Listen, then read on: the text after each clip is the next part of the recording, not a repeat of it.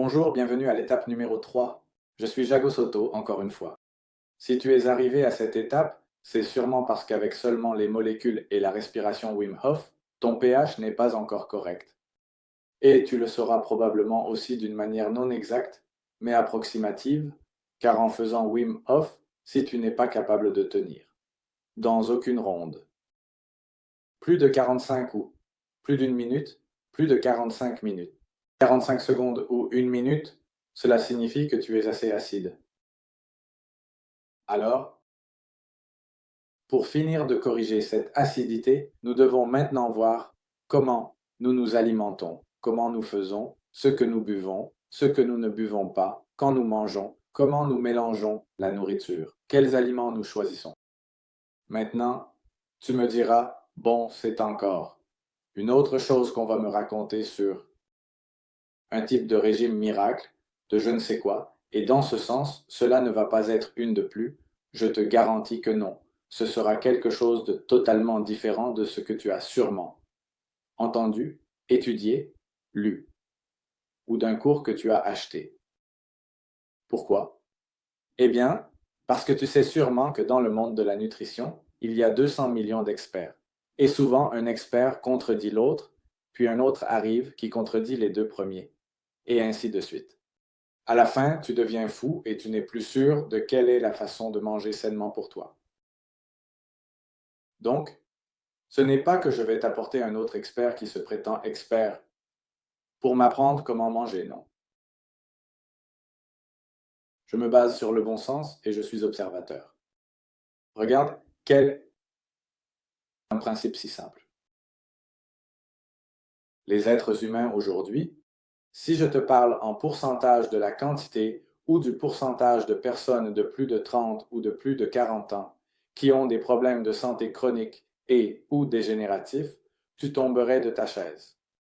C'est spectaculaire, c'est incroyable, même déjà chez les enfants. Chez les adolescents déjà avec des problèmes chroniques de plus en plus graves, de plus en plus jeunes.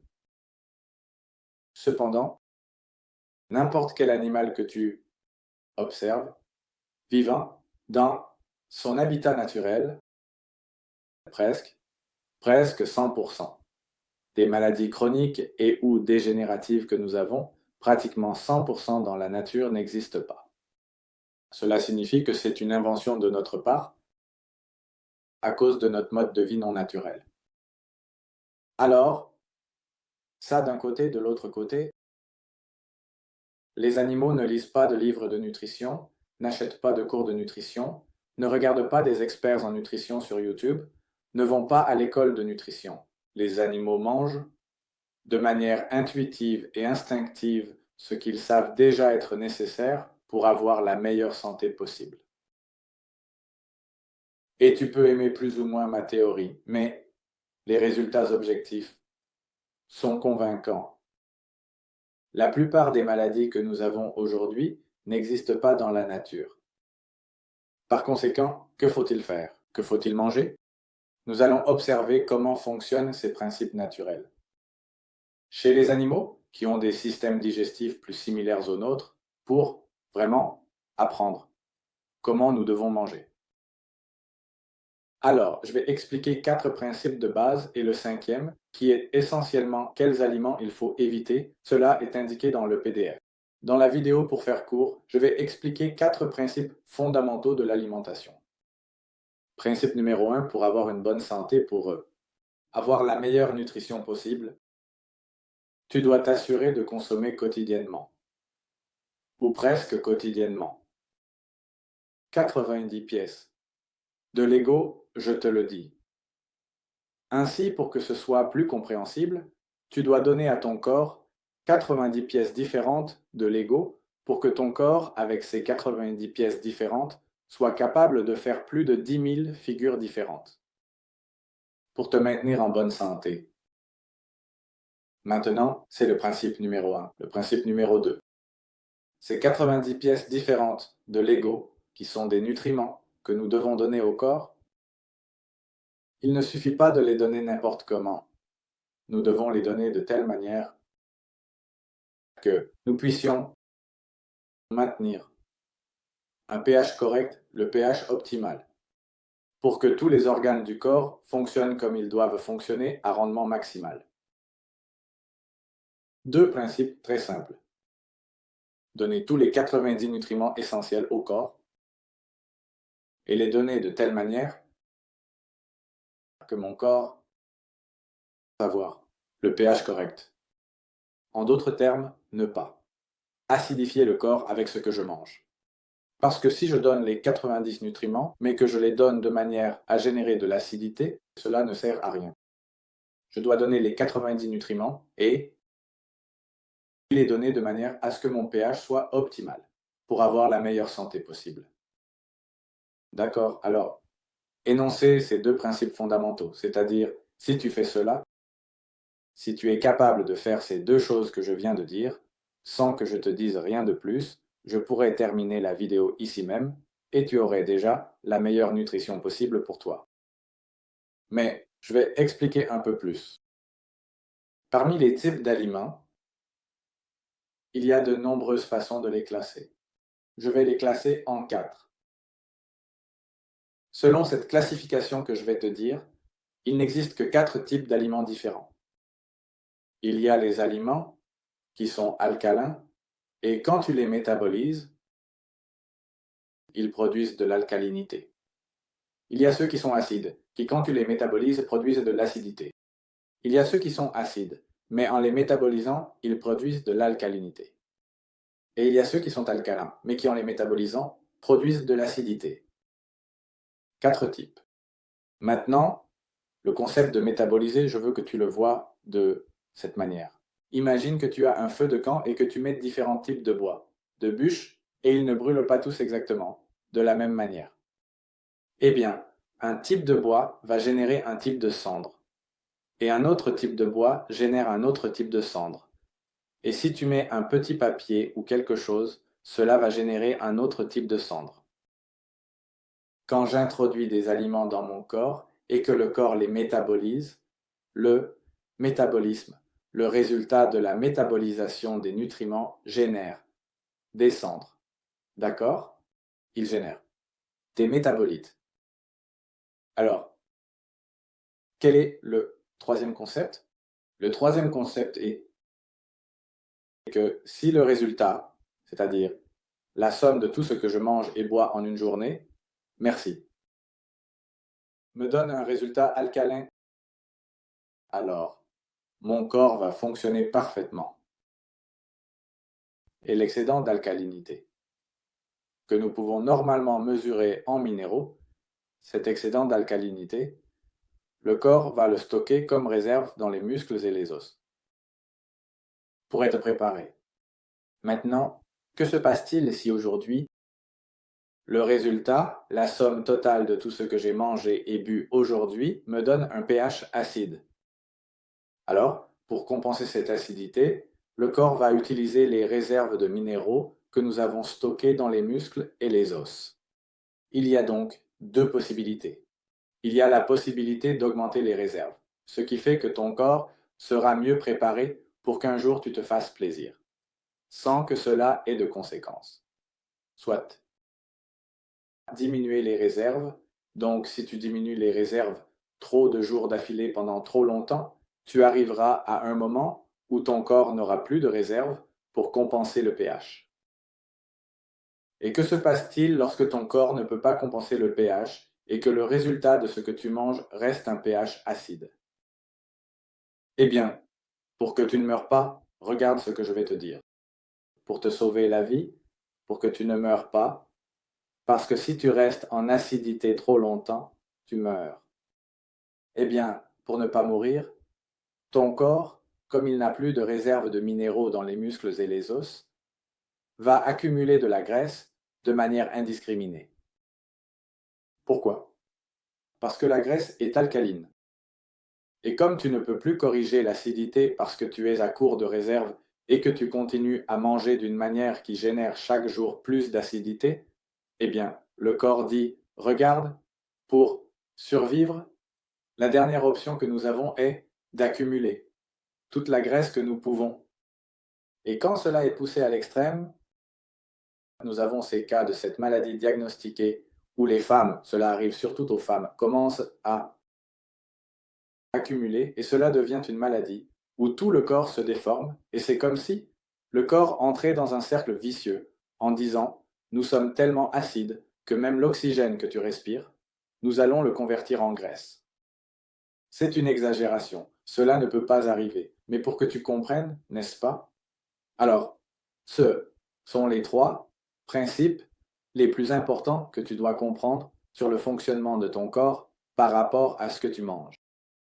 Maintenant, je vais te partager le quatrième point, le quatrième principe qui concerne comment mélanger les aliments ou de quelle manière il faut les introduire dans le corps pour les métaboliser correctement.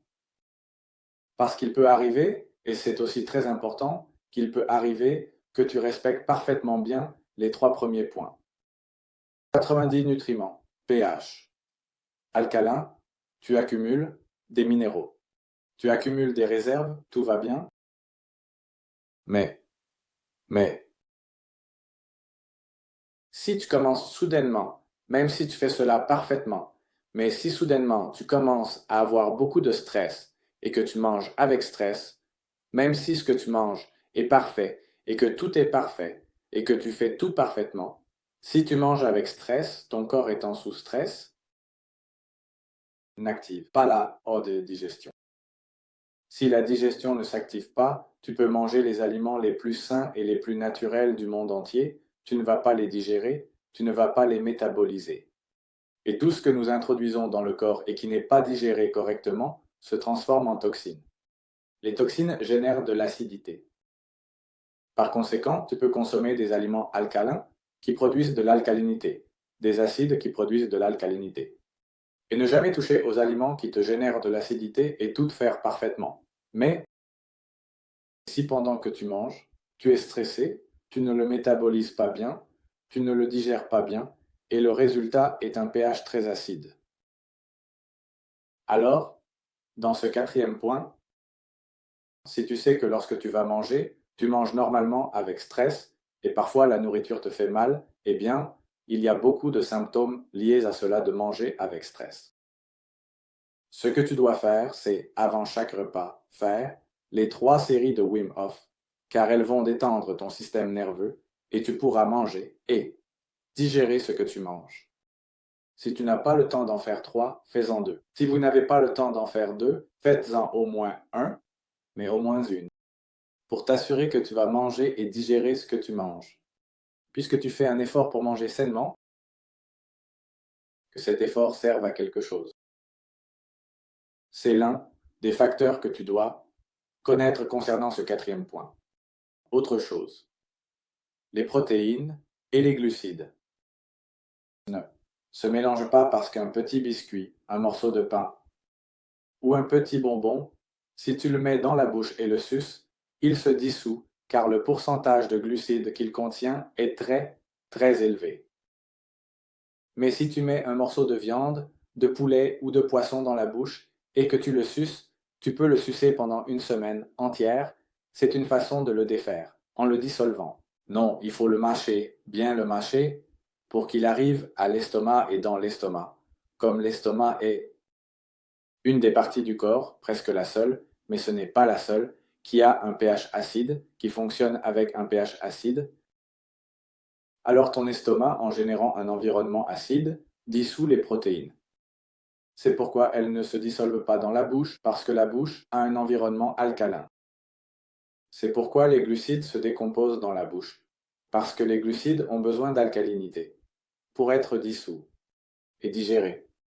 Mais les protéines ont besoin de tout le contraire, un environnement acide.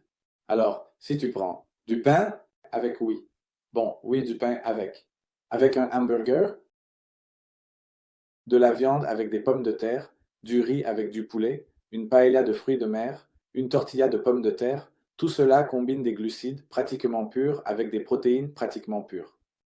Et l'un a besoin d'alcalinité et l'autre a besoin d'acidité. En les combinant et en les mangeant ensemble, il est biochimiquement impossible de bien les digérer. Et ce que tu ne digères pas bien se transforme en toxines. Et les toxines te rendent acide. Et si tu es acide, tu ne guéris pas. tu n'as pas une bonne santé. Donc, ne prends jamais de protéines avec des glucides, jamais. Maintenant, il y a ensuite le sujet des gens qui disent qu'il faut être végétarien, qu'il faut être vegan, ceci et cela. Pas du tout. Revenons à la nature.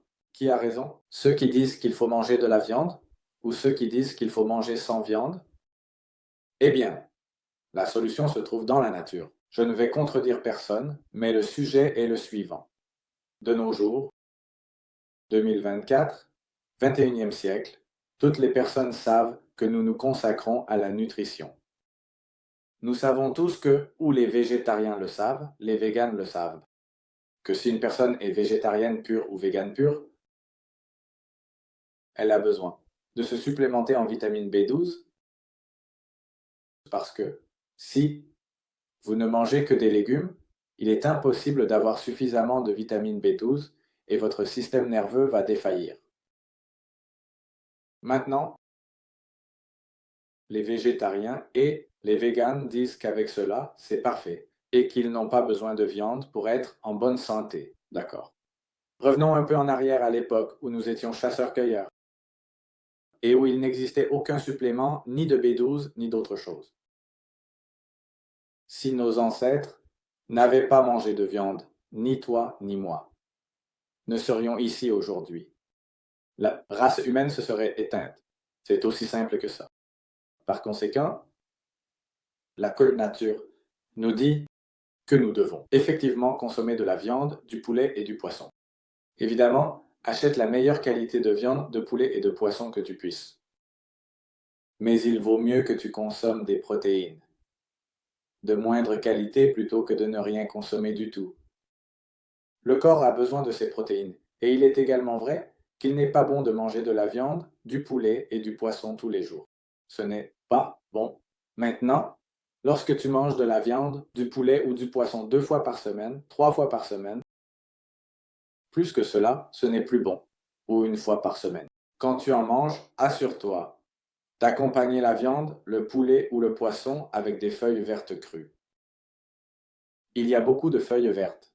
Tu dois prendre une feuille verte crue et la combiner, c'est-à-dire en salade. Pourquoi? Parce que les animaux qui sont 100% carnivores, encore une fois, regardons la nature, les animaux qui sont 100% carnivores, quand ils se gavent de viande, ensuite ils mangent des feuilles vertes crues, ils mangent de l'herbe. Donc, tu n'es pas 100% carnivore. Par conséquent, chaque fois que tu manges de la viande, du poulet ou du poisson, tu dois l'accompagner de feuilles vertes crues. De plus, 75% de ce que tu manges devrait être quelque chose de cru, des fruits, des légumes, des végétaux, des noix. 75% de ce que tu manges doit être cru. Si manger un pourcentage aussi élevé de nourriture crue te cause des malaises, de l'inflammation, des gaz et autres, c'est un symptôme que tu es très acide. Et dans un environnement aussi acide que celui que tu as en ce moment, ton corps n'est pas capable de fabriquer les enzymes nécessaires pour métaboliser ces aliments crus. Donc, si tu es dans cette situation, commence à consommer 75% de fruits, légumes, végétaux, fruits œufs de masse, mais surtout essaye de cuire ou de cuire à la vapeur les feuilles vertes pour que ton corps récupère petit à petit ce niveau de pH correct afin qu'après avoir un meilleur pH, ton corps puisse produire les enzymes nécessaires pour que, en consommant ces aliments crus, tu n'aies aucun type de malaise. Tu dois te réguler toi-même en passant du cuit au cru, dans la mesure où tu observes comment tu te sens. D'accord. En ce qui concerne l'hydratation, très important. Minimum, un adulte minimum. 2 litres d'eau par jour. Minimum, 2 litres d'eau par jour. Et cette eau, évidemment, de la meilleure qualité possible, ajoute-y les minéraux qui sont dans le PDF. Parce que ce sont les meilleurs minéraux du monde. Ton corps ne fonctionne pas sans minéraux. En fait, sur les 90 nutriments essentiels, 60, regarde quel pourcentage, 60, sont des minéraux.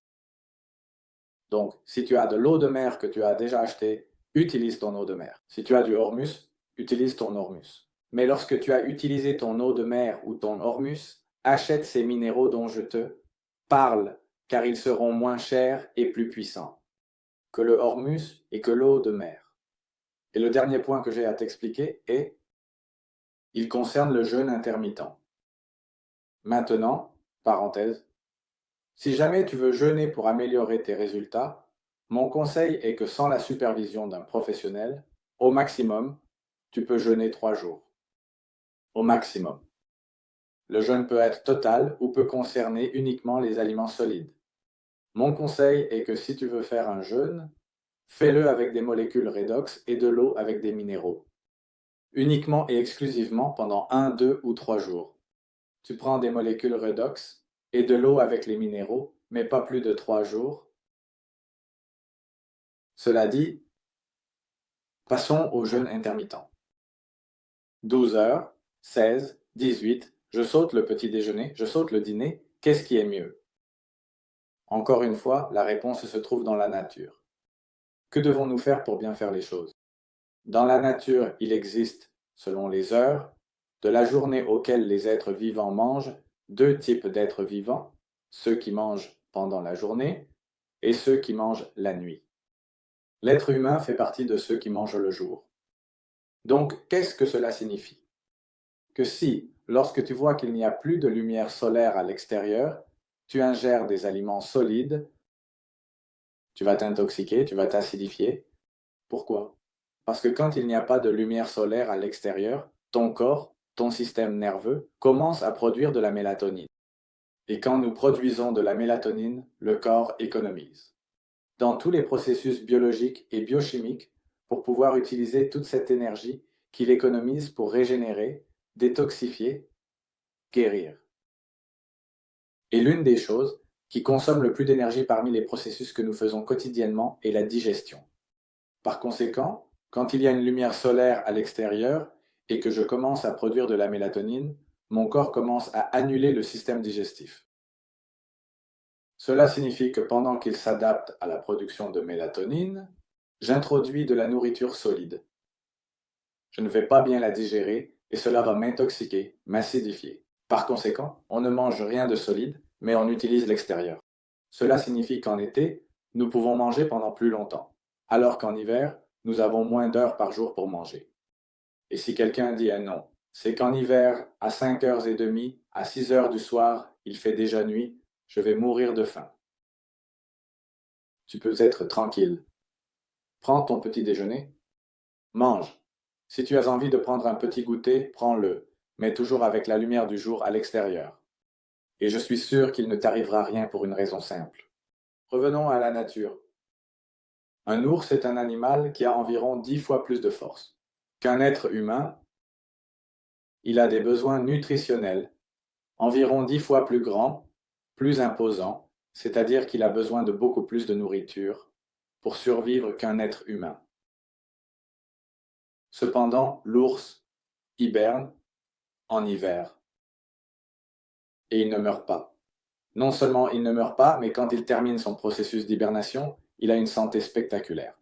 Souvent, les ours deviennent diabétiques avant d'hiberner parce qu'ils consomment beaucoup de sucre avant de se mettre à hiberner. Mais pendant le processus d'hibernation, leur diabète se guérit. Et quand ils finissent d'hiberner, ils ne sont plus diabétiques. Je ne te dis pas que tu dois hiberner, mais comprends l'importance de respecter les principes naturels selon lesquels si ton corps est fait pour digérer le jour, tu ne peux rien manger s'il n'y a pas de soleil dehors. Absolument rien de solide. Bien, nous avons terminé l'étape numéro 3 de la nutrition. Mets-toi à faire ce que je viens de t'expliquer et je te garantis que ton pH va s'améliorer. Si avec cela nous avons déjà résolu le problème du pH et que tu l'as parfait, continue à faire les respirations, à consommer le redox et à suivre ton alimentation. Les changements que tu as faits, maintiens-les. Car si tu continues à faire cela chaque jour, avec ce pH équilibré, tu as la garantie que ta santé ne fera que s'améliorer, s'améliorer, s'améliorer, s'améliorer, s'améliorer. Et jusqu'où cela va-t-il monter? Cela s'appelle la santé sans limite, pour une raison. À ce jour, je n'ai toujours pas atteint mon maximum, j'ai 41 ans, et je continue à jouer au football avec des jeunes de 20 ans. Et eux se fatiguent avant moi. Je continue à monter et monter et monter pour voir jusqu'où j'arrive. Alors, il n'y a pas de limite. Voyons jusqu'où tu arrives, voyons jusqu'où j'arrive, et faisons de notre mieux. Mais si avec cette étape numéro 3, ton pH n'est toujours pas parfaitement équilibré, mon conseil est: passons à l'étape 4 qui concerne l'exposition correcte au soleil et la connexion à la Terre. Je t'attends dans la prochaine vidéo.